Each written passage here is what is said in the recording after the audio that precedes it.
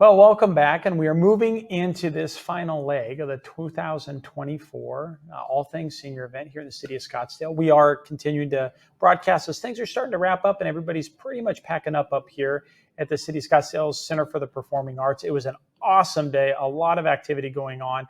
Ryan Ushijima is joining us with Rosarium Health today. He's going to kind of bring up the rear and help us understand a lot. I mean, there's a lot of activity downstairs, right? Yes, it was moderately overwhelming, to be honest. And it's so much more. In past years, we've seen just a lot of seniors in here, but a lot of families in here as well. I noticed downstairs a big age range, quite a large spectrum. Did you guys see that coming across your tables? Yes, we did. We saw a lot of family members, friends, ostensibly probably to some extent caregivers. That are extensions of the family, and they're always going around finding ways to, sort of leverage the available resources, the organizations that are doing the kind of work which would help, sort of folks, live a more, I guess, enriched life. Right. And, it's a fantastic opportunity. This is the first time that we've participated in this. And, we were actually referred here by our partners at the Scottsdale Fire Department. Oh, great. And who said, hey, this is a great forum. You're going to meet a lot of people.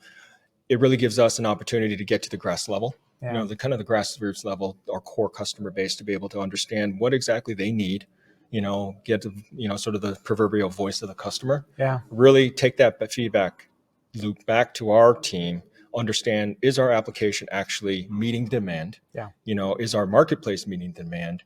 And where else can we find avenues to find referral sources for what we do? Right. And it's a lot of compelling stories. It's unfortunate sometimes we just had to sort of cut short some of what we were trying to talk about because we had other folks that were literally standing in line, and we just had to sort of, say, hey, give me a few seconds, I'll come back to you, or just the whole proverbial, we'll be here all day, come back. Right. And it's a really engaging atmosphere. It was and it is. I'm hoping it delivered on your expectations, and it's something we'll see you back at year after year back here. For sure, it's actually exceeded. I probably could have used one more body from our team, to come out here. We actually hear that a lot. We're like, oh wow, we could have used a third, set of arms, ears, legs, and ears ultimately to listen to, sort of the stories that people have and the scenarios, and they all have a common thread of, hey, we're filled with some angst and some concern around how to care for our loved ones.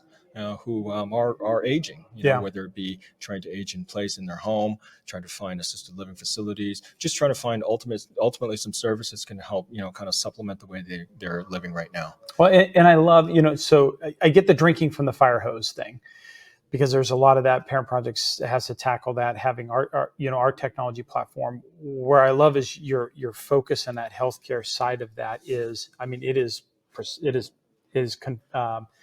I've heard somebody say before, and I think I'll apply to this: large enough to get your arms around, small enough to comprehend. Yes, right? Yes. To within that focus and highlighting those niches and where that is, I think is exactly what we want to be doing up here. It helps make something consumable.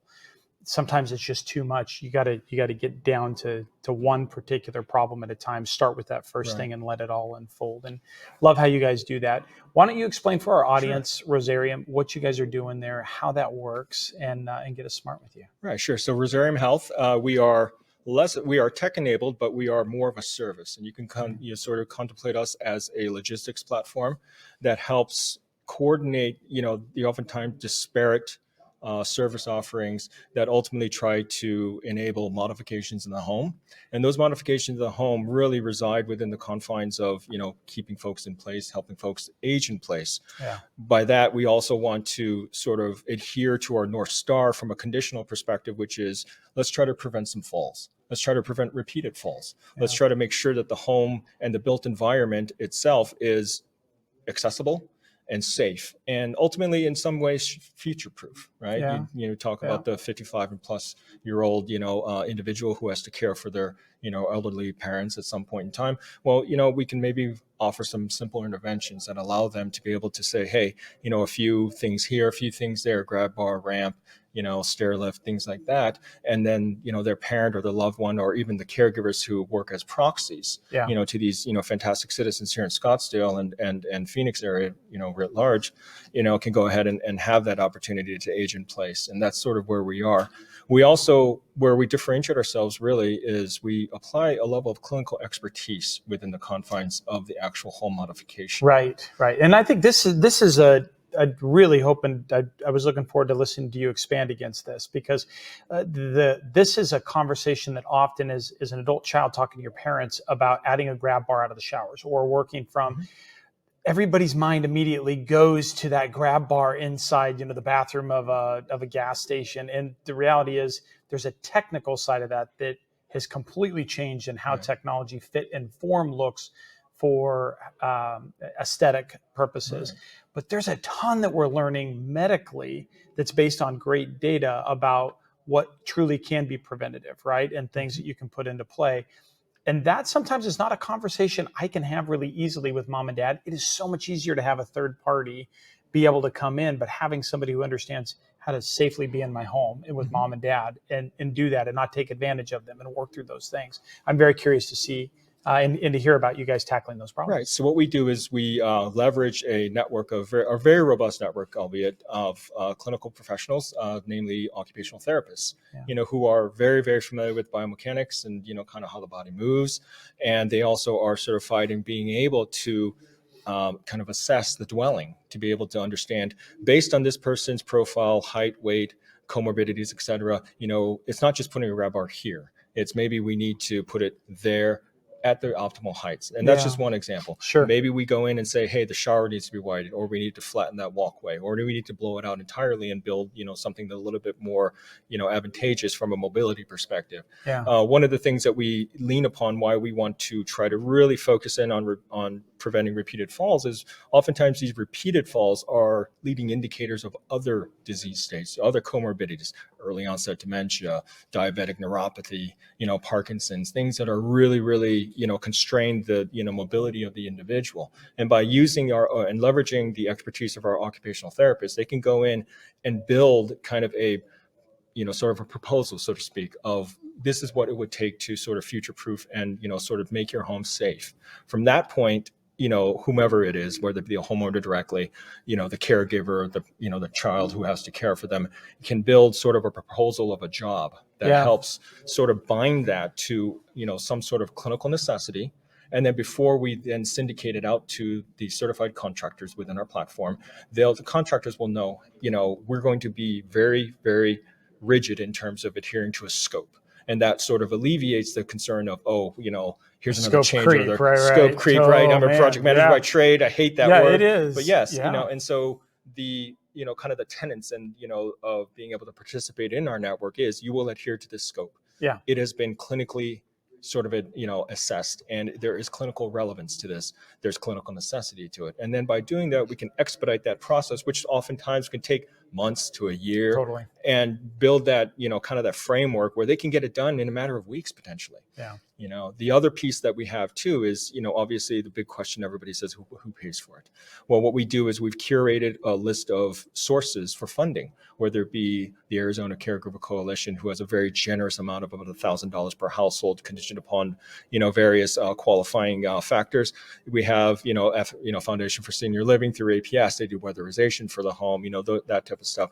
If you're a veteran, there are a cadre of different, benefits allowable for the veterans and their families to be able to modify the home, make it more accessible and ultimately safer, right? We sort of, we want to, we adhere to sort of a tenet of, speed to value, but also speed to safety. Mm-hmm. The sooner we can get your home accessible and safe, the more valuable your life, that experience will be. And, just, maybe take away that level of angst, that the caregivers or the child will have, and understanding that they can operate with confidence, knowing that their parents are safe, at least for the time being. Yeah. And then, maybe even prolong their, their existence in their home. Well, and I love that understanding you talk about in being able to look forward.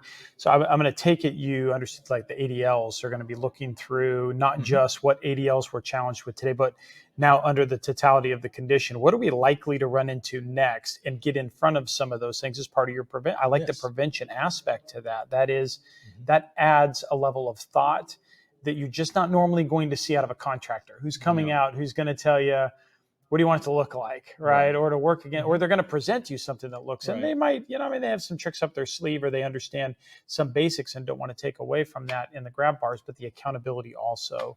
That's something that we find has been really powerful in parent projects with our directory and the businesses that are allowed to come through.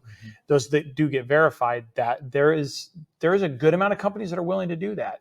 And they will sign on for those things. And I love how you manage that in that particular perspective. It's a good, it's sound. We've seen that business model work really well, and I'm sure that will continue to be successful. The model is credentialing all of our participants, whether it be the occupational therapists and our contractors. There's a minimum viable or minimally acceptable criteria that we will allow them to participate. And then from that point, we can then allow them to, help and assist and intervene in these lives that, matter so much to us. Without a doubt. Where can people get more information about Rosarium? So I made certain that one of our team members, who's a lot younger than me, gave me all of our Instagram handle. You can find us at Rosarium Health Rosarium _health on IG. LinkedIn, just type Rosarium Health, and then Facebook is just Rosarium Health altogether. Wonderful. Ryan, it was a blessing to have you on. Thank you so much for. You folks do so much great work. I can speak only volumes of it. Well, I look forward. I'd imagine for years. Well, this is the first time I think you and I have gotten an opportunity to sit down and talk, especially FSL, things like that. It's a small world. I'm confident we're going to get a great opportunity to sit down together again and have more conversations. Wonderful. Awesome. Well, that is going to do it from the guest side of the house. We're going to have about one or two more little ads that are going to come in from our sponsors over the day. As we come back in, we are going to wrap this thing up and send everybody home for the end of the day. So for the staff here at Parent Projects, I appreciate Rosarium Health joining us today. And everybody else that joined us in will be back just after this to kind of put a wrap and a bow across the whole event. So stay tuned here at the 2024 City of Scottsdale All Things Senior Event.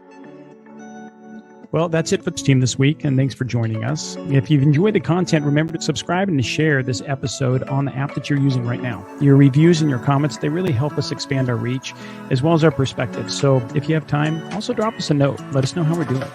For tips and tools to clarify your parent project, simplify communication with your stakeholders, and verify the professionals that you choose, you can find us on YouTube, follow us on Instagram and Facebook. Thanks again for trusting us. Until our next episode, behold and be held. Thank you for listening to this Parent Projects podcast production. To access our show notes, resources, or forums, join us on your favorite social media platform or go to parentprojects.com. This show is for informational and educational purposes only. Before making any decisions, consult a professional credentialed in your local area. This show is copyrighted by Family Media and Technology Group Incorporated and Parent Projects LLC. Written permissions must be granted before syndication or rebroadcast.